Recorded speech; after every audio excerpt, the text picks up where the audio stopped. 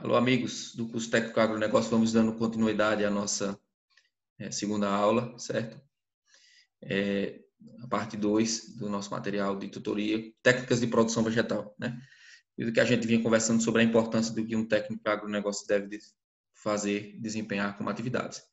Além de todas aquelas que a gente viu, tem uma que é bastante importante, que nós, como técnicos de agronegócio, independentemente de ser só técnico agronegócio, mas qualquer formação das ciências agrárias, seja ela em técnico em agroecologia, técnico agrícola, engenheiro agrônomo, zootecnista, veterinário, técnico, qualquer uma, tem agronegócio, nós devemos nos comportarmos como agente de transformação.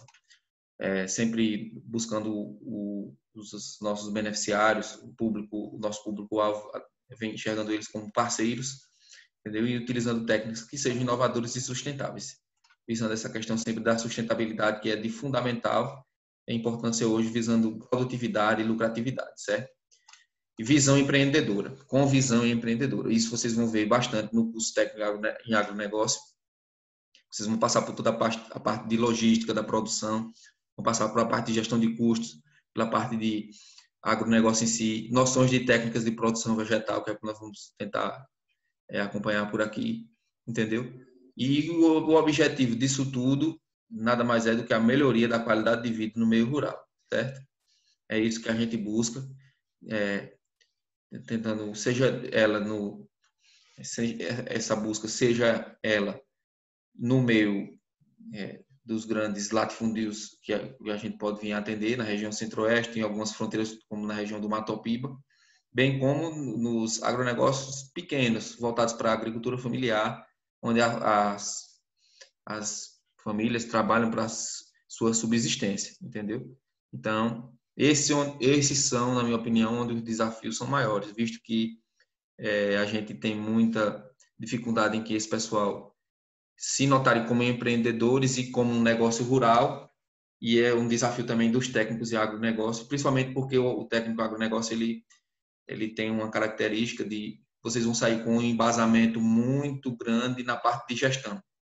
E o próprio Senar, e junto com a CNA, eles têm todo um protocolo que segue um modelo de assistência técnica e gerencial voltada para a parte de gestão, produtividade, lucro, e isso tudo é importante, certo? Como a gente conversou, não sei se vocês viram no fórum, e a gente conversou na introdução, que no contexto do agronegócio, principalmente em tempos da pandemia, vocês vão ver que ainda vai salvar um pouco a economia brasileira será o agronegócio, certo? Visto que a parte de serviços, a parte de indústria, nós vamos ter uma queda acentuada no produto interno bruto, no conjunto de todas as riquezas que serão geradas. No entanto, o agronegócio, vocês podem ter certeza que ao final de 2020, vocês poderão notar que será um dos poucos setores que haverá queda. Muito pelo contrário, a tendência é que se tenha aumento no produto, nas riquezas geradas por esse setor, certo? Eu coloquei essa figura aqui, que esse é o que está na apostila, entendeu? Mas como eu mandei para vocês, eu coloquei no fórum, um quinto de todas as riquezas geradas no Brasil, de 20% a 21%, 22%, dependendo do ano, são provenientes do agronegócio, seja ele, como a gente já conversou, em larga escala, seja ele em menor escala. Quando eu falo escala, em relação a referenciais de propriedades, entendeu? Seja ela nos grandes latifúndios ou nos minifúndios. Porque tudo isso estão interligados em cadeias do agronegócio, beleza? Então, 21% do PIB, né, o agronegócio é responsável por metade das exportações brasileiras, né? Que isso gera um papel na balança comercial brasileira, né? Entre aquilo que é exportado e daquilo que é importado, o que contribui para a balança, para o saldo positivo da balança comercial brasileira é o agronegócio, certo? Aqui um gráfico mostrando a importância da produção de grãos segundo a Conab em 2016, certo? Aqui, ó, produção de soja, 48%, certo? 39% produção de milho, arroz, 5%, 5,64%, trigo, 2,61%, 1,58 feijão, 1,87 algodão, ou seja, uma diversificação. Aqui isso são os produtos mesmo do agronegócio, né? Principalmente as regiões de maior expressão, principalmente em áreas. Uso de áreas e tecnologias, né? Então, são dados da Conab, que estão um pouco desatualizados. Foi uma crítica que a gente fez ao Senar na última turma, e deveríamos ter dados mais atualizados, porque também a gente entende que foi a época da impressão, né? Do material, mas isso tudo a gente tem que relevar, né? Aqui na tabela 1, que a gente pode ver alguns dos produtos do agronegócio brasileiro, né? O Brasil é o maior produtor de café, né, com a produção média em 2015, né, 2014, 2015, com a média de 45 milhões de toneladas, numa área plantada de 2,2 milhões de hectares. Cana-de-açúcar, o Brasil também primeiro grande colocado mundial na produção, com 642 milhões de toneladas, numa área de 9 milhões de hectares. Grãos, em segundo lugar na produção de grãos, com 202 milhões de toneladas. Acho que o Brasil já vem quebrando esses recordes, já bateu mais de 220 milhões de toneladas depois desse. A cada ano ela vem batendo recordes, e a gente vai poder notar que essa produtividade vem aumentando, mas não necessariamente com maior exploração de área. E às vezes você vê na questão da desmatamento da Amazônia e etc., toda essa questão que vocês podem ver muito na mídia, é a questão mais de pastagem, abertura de pastagem para pecuária extensiva, certo? Então, é esse o problema. Mas na questão de produção vegetal, o Brasil é um dos países, se não o maior, com maior retorno. Assim, a questão da engenharia em si, de produção, engenharia agronômica, a zootecnia, a medicina veterinária, toda essa questão, ela é muito eficiente na questão da produção. Por isso que o Brasil se encontra nos topos nas questões de produções, certo? Então, nós vamos dar uma entrada agora. O que seriam, para vocês, alunos do curso técnico agronegócio, a questão da produção vegetal? Seriam as interações entre os potenciais genéticos dos vegetais com o clima, com os solos, com os fatores ambientais e em função do metabolismo desses mesmos vegetais, ou seja, a planta, determinados vegetais que têm os seus potenciais genéticos que podem se expressar em determinadas condições, associada a determinado tipo de clima, a determinadas condições de solos e fatores ambientais, que é muito difícil de se controlar em grandes áreas, associado ao metabolismo vegetal. Então, é toda essa interação da parte genética, de clima, de solo, questões ambientais e a parte fisiológica, de metabolismo em si, certo? E qual é a nova tendência para sistemas produtivos? Desde da Revolução Verde, o pessoal chama, né, que veio a introdução de máquinas, sementes, empresas, todo o capital internacional começou a se movimentar ao longo do mundo, nas grandes empresas. Nós tivemos toda essa preocupação com a poluição de lençóis freáticos, da atmosfera terrestre, né? Isso toda uma preocupação. Então começaram a surgir o conceito de sustentabilidade, né? Principalmente a partir da Conferência do Clima, a ECO 92, que foi realizada no Rio de Janeiro, que é visando a produção sustentável. O que seria sustentabilidade? Um conceito importantíssimo, que a gente tem que estar por dentro hoje e que dominam todas as discussões produtivas no mundo, e inclusive dando características ao sistema capitalista, visto que com a crise da pandemia foi gerada uma crise econômica que já vinha se encaminhando. O catalisador dessa crise foi o vírus que aí está circulando, e o pessoal reclama bastante dessa questão, que a gente não é sustentável, que toda uma cadeia de um sistema em si era insustentável. E o que vem a ser essa danada dessa sustentabilidade? Nada mais é do que a capacidade de fornecer produtos vegetais ecologicamente corretos, economicamente viáveis, socialmente justos e culturalmente aceitos. Ou seja, nós vimos aí 4 palavras bastante interessantes, que envolve a ecologia, outra a economia, outra a parte social, outra a parte cultural. Não adianta nada você produzir um produto que não tenha valor de mercado, onde você não possa comercializar. Isso vem a questão do culturalmente aceito. Então, tem que se ter uma cultura, tem que se ter mercado para isso. Não adianta você produzir um produto que não seja socialmente justo, ou seja, gerando grande resíduo de poluentes químicos e etc. Isso também não é adequado, não se enquadra no conceito de sustentabilidade. E ele tem que ser economicamente viável, visto que para a atividade ser viável, a parte de custos é primordial. E a parte ecológica, a maior grau de racionalização possível que nós possamos fornecer aos sistemas produtivos, melhor para os sistemas, certo? Então, esse conceito é bastante interessante, ou seja, são essas as dimensões aqui da sustentabilidade, conforme a figura 3. A sustentabilidade está ao centro e nós temos um ciclo com foco no social, vamos iniciar aqui. O produto tem que ser socialmente, né, aceito, né, e culturalmente também aceito. Então, nós temos que ter todos os cuidados com a dimensão espacial, como onde a gente vai produzir, cuidando dos aspectos ecológicos, que tipo de cultivar, qual é o maior grau de eficiência que a gente pode fornecer dentro desse sistema, visando a parte econômica, estando englobada também na sustentabilidade. Tem que ser economicamente viável, ecologicamente justo, ser produzido num espaço adequado, culturalmente aceito, buscando benefícios sociais para a sociedade, certo? Então, né, diante desse contexto, nós devemos buscar uma produção vegetal, visando a conservação da biodiversidade, né, a manutenção das redes de interações vegetais com o ecossistema. E abaixo, a gente pode ter um comparativo entre um sistema de produção não sustentável e um sistema de produção sustentável. Quais seriam as grandes diferenças? No sistema de produção não sustentável, existe um desmatamento para início de cultivo. Já numa produção sustentável, existe o uso de áreas desflorestadas, certo? No sistema de produção não sustentável, acontece a exploração e, consequentemente, abandono da área. Isso não existe. Isso, pelo amor de Deus, não vamos fazer uma coisa dessa. Rotação de culturas está aí para isso. Existe hoje para isso, para ajudar bastante. Inclusive para a recuperação de áreas degradadas com alguns tipos de culturas.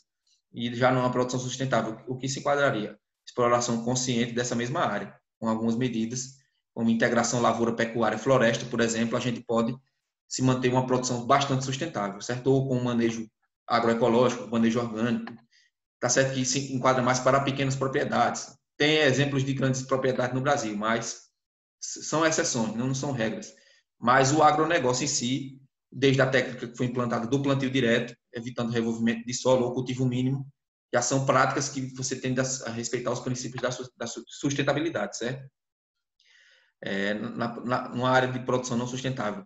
Novos desmatamentos para novos cultivos com desrespeito à preservação vegetal nativa, isso não existe. E para uma produção sustentável, a preservação da vegetação nativa nascentes de cursos d'água, principalmente com a questão de vegetações ao longo desses cursos de água, de 10 até 15 metros, dependendo do comprimento da nascente do curso d'água, ao redor do nascente, fazer a questão do reflorestamento é bastante importante para a conservação dessas áreas. E a questão do que no médio e longo prazo a produtividade é estagnada nesses sistemas não sustentáveis. E em produções sustentáveis nós temos um aumento progressivo desde que a gente vá trabalhando consecutivamente, paulatinamente, medidas que possam agregar esse tipo de conhecimento, certo? Esses tipos de práticas. Então, qual é o nosso grande desafio como os profissionais das ciências agrárias, das ciências agrárias e vocês como técnico em agronegócio? A gente buscar a integração da preservação ambiental associada aos fatores biológicos nos sistemas produtivos, certo? E seria a gente respeitando os princípios agroecológicos. Então, nesse sentido, nós temos que primar pela busca pela otimização dos recursos tecnológicos, certo? Junto à eficiência biológica com o intuito de produzir de forma sustentável. Isso é fundamental para a gente, certo? É de fundamental importância que a gente possa ter esse tipo de cultivo aqui. A otimização de recursos biológicos, de recursos tecnológicos, com a eficiência biológica, respeitando também o que a gente já viu, né? As partes de clima, de solo, possível conservação de solo, conhecendo o potencial genético das culturas, a cultivar o híbrido ou o transgênico que a gente tiver trabalhando com ele, que ele pode expressar, ele pode ter sua condição otimizada ou subotimizada de acordo com as condições que nós fornecemos para ele, certo? Então, aqui, não sei se dá para vocês enxergar bem, que aqui, ó, dentro de um manejo agrossustentável, o que é que a gente tem aqui? Ó, uma agricultura sustentável. A gente tem um sistema, um sistema de produção, agrossistema e as culturas, onde nós vamos observar plantas daninhas, as pragas e doenças, os déficits hídricos, que seriam ausências de água em determinadas épocas do ano, todo o sistema de produção, genótipos, que é toda a constituição genética dos vegetais e as variedades, deficiências nutricionais, nós temos que buscar toda a integração desses fatores aqui, ó, como, por exemplo, plantas daninhas. Se a gente vai utilizar herbicida ou vamos fazer um manejo agroecológico. Para o déficit, a gente pode utilizar irrigação e traçar metas de manejo de água no solo através de tensiômetro ou de sistemas de irrigações mais eficientes, como o gotejamento, a microaspersão. A gente sabe que para grandes áreas pode ser difícil, mas a gente pode ver, pode estudar questões como essa, né? Na parte de sistemas de produção, nós podemos fazer rotação de cultura, nós podemos fazer consorciação de culturas, que nada mais é do que o cultivo de uma, duas ou mais espécies em uma mesma área, com espaçamentos próximos. Nós podemos utilizar coberturas de solo, com palhado ou com cobertura plástica, que a gente possa manter um melhor aproveitamento dos recursos, entendeu? Na parte de doenças, nós podemos utilizar os agrotóxicos, mas também podemos utilizar agentes de controle biológico, entendeu? Nós podemos também utilizar produtos que são repelentes para pragas e, consequentemente, quando a gente também altera um manejo de irrigação, por exemplo, para determinados tipos de cultura, a gente diminui a incidência de doenças. Então, isso tudo são fatores. A parte de deficiências nutricionais, importante a gente conhecer quais são os sintomas, nós temos uma correta diagnose, conhecer um pouco sobre fertilização de solos, e também a questão de inoculações ou culturas que podem realizar a fixação biológica de nitrogênio. Então, isso tudo são fatores que a gente vai trabalhar, ok?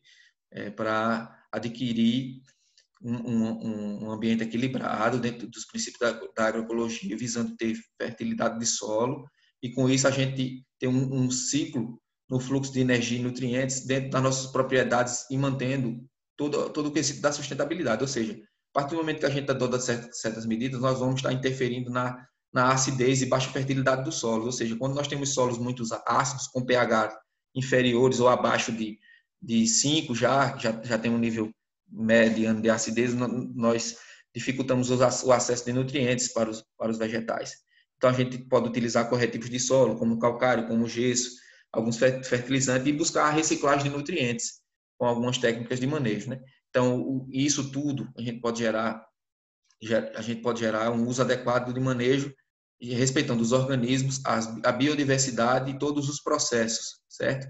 Então, com isso, a gente tem toda essa questão do solo e o envolvimento com o ambiente edáfico, ok? Então, isso aí é muito importante para que a gente possa ter um equilíbrio nas condições da agricultura sustentável, visando agrossistemas produtivos com sustentabilidade. Isso é de fundamental importância para a gente otimizar recursos, certo? E também respeitar os princípios da agroecologia e da sustentabilidade, certo? Então, quais são os fatores que promovem uma produção eficiente? A seleção do genótipo ou cultivares, né? Desde que a gente escolhe que tipo de cultura a gente quer. Então, quais as características genéticas para aquele clima, para aquele solo, para aquela latitude, para aquela longitude, para aquela altitude. Então, esse conhecimento é importante. Hoje nós temos um suporte muito grande das empresas, né, do capital privado, que nos fornece todo um catálogo, muitas vezes até já com um pacote tecnológico pré-estabelecido. A gente vê muito com os produtos soja, algodão, girassol, o próprio feijão, milho, todas essas culturas, a gente vê um grande pacote tecnológico que auxiliam a gente nessa questão da seleção do genótipo, ou cultivares, ou híbridos, para a gente buscar melhores produções e, consequentemente, nós temos melhores resultados em produtividade. O manejo nutricional da nutrição mineral é bastante importante. Nós temos os conhecimentos sobre macro e micronutrientes, é bastante importante. Nós temos 6 principais macronutrientes, que são aqueles que as plantas absorvem, os vegetais absorvem, em maiores quantidades em relação aos micronutrientes, que seriam o NPK, o famoso NPK, que quem não conhece, o N quer dizer nitrogênio, o P quer dizer fósforo, o K quer dizer potássio. E temos também cálcio, magnésio e o enxofre, que também são macronutrientes, e os micronutrientes que tem mais de 15 micronutrientes. Ferro, manganês, zinco, cobre, molibdênio. Então, nós temos uma série, boro, zinco, etc. Então, nós temos uma série e eles são absorvidos, embora em menores quantidades, mas têm importantes funções nas plantas, como são grandes ativadores de enzimas, que são catalisadores biológicos, que aceleram os processos bioquímicos dentro dos vegetais. Então, a gente tem o entendimento do manejo da nutrição mineral, a parte de adubação orgânica também bastante importante, com o uso de o esterco, seja ele bovino, caprino, de equino, suíno, cama de frango, esterco de aves. Todo esse conhecimento é bastante importante, visto que esses materiais eles funcionam além de fornecer nutrientes, como também retentores de umidade do solo, aumentam a capacidade de troca catiônica na região do sistema radicular das culturas. Então, isso tudo é importante, certo? Identificação e controle de pragas, doenças e plantas daninhas, o famoso MIP, manejo integrado, o MIPD, manejo integrado de pragas e doenças, é de fundamental importância para a gente conseguir os objetivos de uma produção eficiente e sustentável. É bastante importante a gente ter essas noções, que muitas vezes a gente trabalha com agricultura, onde o pessoal quer partir logo para controle químico. Tudo qual é o produto que eu aplico, o que é que eu preciso. Tudo bem, a gente entende isso, mas se a gente quer uma agricultura mais eficiente, mais sustentável, a gente vai trabalhando ao longo do tempo medidas como rotação de culturas, o cultivo mínimo, plantio direto, adubação verde com algumas espécies que fixam nitrogênio do ar e incorporam no solo, que a gente vai melhorando a fertilidade do solo ao longo prazo, melhorando o sistema de irrigação, fornecendo lâminas de irrigação mais adequadas, fazendo com que não se lixivie muitos nutrientes, entendeu? Fazendo a cada 2, 3 anos análise de solo para observar a questão do pH, né, o potencial de hidrogênio dos solos, está controlando a acidez. Isso tudo é importante. E isso tudo, a parte nutricional, vai impactar no controle de pragas e doenças e plantas daninhas, não tem por correr. Plantas daninhas nem tanto, mas a parte de pragas e doenças principalmente. Uma planta muito bem nutrida, ela se predispõe a um menor ataque de pragas e, consequentemente, de doenças. Então, o manejo influencia nisso, certo? E a disponibilidade e manejo de recursos hídricos é de fundamental importância, aliado à nutrição mineral, e também vai favorecer esse controle de pragas e doenças. Não só a identificação, mas o controle em si, certo? Quando a gente fornece irrigação na quantidade correta, na hora correta, e no tempo certo para determinado tipo de cultura, a gente favorece uma produção eficiente e sustentável. E a parte de gestão é de fundamental importância. A gestão administrativa, econômica, de recursos humanos, a parte de planejamento estratégico, planejamento tático, planejamento operacional, uma análise SWOT, né? Ou análise FOFA, né? Que a gente analisa pontos fortes, pontos fracos, oportunidades e ameaças. É toda a parte de gestão que é de fundamental importância. Custo de produção, custo com investimento, depreciações, isso tudo é importante. Custo de oportunidade, isso tudo é a parte de gestão, onde se mostra que se uma atividade é realmente atrativa ou não, se ela gera margem líquida ou margem bruta, ou lucro ou não, se ela tem um retorno do capital, ou se é mais importante se é mais interessante, se a atividade eventualmente não é atrativa, se é mais interessante a gente alocar recurso, capital, em uma atividade no mercado financeiro ou poupança que seja, se bem que hoje não compensa muito. Mas a parte de gestão é muito importante e vocês vão aprender bastante no curso de Tecnologia Agronegócio. Eu só tenho a dizer a vocês que aproveitem bastante, porque a parte de gestão é de fundamental importância. E muitas vezes nos cursos superiores que a gente vê por aí, a gente sente muita deficiência nos conceitos de gestão administrativa, principalmente, gestão da produção, logística, essa parte de custo de produção. Muitas vezes a gente tem que fazer um MBA, uma pós-graduação nesse sentido. Artigos científicos, muitas vezes, que a gente vê, a parte produtiva a gente não vê, a parte econômica, financeira, a parte econômica financeira. Então, é importante, eu só peço que vocês aproveitem o curso é muito bom, estudem, porque a internet está aí para isso. Tempo não se tem, tempo se arruma. A gente tem que arrumar tempo para poder melhorar as nossas vidas e a vida de quem a gente vai atender. E o Brasil é grande. A gente tem que correr. O Brasil é grande, está cheio de fronteiras agrícolas e, como vocês viram, é 1/5 de todas as riquezas produzidas provém do agronegócio, certo? Eu coloquei uma observação aqui, certo, para vocês, que após a Revolução Verde, né, em meados da década de 1970, do século XX, ocorreu o desenvolvimento na produção de alimentos e na acessibilidade às novas tecnologias para o incremento em produção e produtividade, certo? Tais como, por exemplo, melhoramento genético, a biotecnologia, que é a utilização da biologia, da bioquímica, na tecnologia de produção, a aplicação de produtos químicos, pesticidas ou agrotóxicos. O correto é agrotóxico, viu, gente? Pela legislação. Não tem nada de defensivo, não tem nada disso. O nome correto é agrotóxico, existe uma legislação para isso, certo? Bem como o controle biológico, né? Manejo de água, de solo e irrigação, rotação de culturas, cultivos consorciados, uso de cobertura vegetal, utilização de máquinas e implementos agrícolas. Então, com isso, a agricultura brasileira avançou na direção da sustentabilidade nas últimas décadas. Não é à toa que o Brasil é o maior produtor de muitas culturas. Aí, muitas vezes, você pode ver na imprensa o pessoal falando, mas o Brasil está agora abrindo o agrotóxico, certo? O Brasil realmente é o maior consumidor de agrotóxico do mundo. Agora, eu vou deixar uma reflexão para vocês. Pesquisem na internet, deem um Google e vejam o consumo per capita de agrotóxico no mundo e vejam a posição que o Brasil está. Depois vocês me dizem o que é que vocês acham. Não é porque o Brasil compra um volume global que quer dizer que ele é o maior consumidor do mundo. Tem uma pegadinha nesses dados, eu vou deixar essa reflexão para vocês. Dá uma pesquisada, não é que eu esteja defendendo, só que não é impossível, é praticamente inviável que você se cultive enormes extensões de terras com a pressão de seleção gigantesca, ou seja, muita oferta de alimento para que as pragas não ataquem. Então, a parte de fitopatologia, de fitossanidade está aí para isso. E os profissionais estão aí bem treinados para indicar produtos para isso. Então, a gente tem que também relevar e ver que não é bem assim, certo? Essa questão toda não é bem assim, não. E a gente vai parando por aqui essa segunda parte. Posteriormente, a gente volta com a terceira parte, dando continuidade a esses conceitos iniciais. Mas por aqui, a gente já vê bastante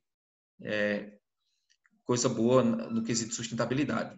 Eu sugiro que vocês leiam a apostila, porque todo o embasamento teórico das aulas, da tutoria, presencial ou à distância, como está sendo agora, é baseado na apostila que o Senar disponibiliza para vocês, que é um bom material. Ok? Então, desde já eu agradeço a vocês e obrigado. Até uma próxima oportunidade.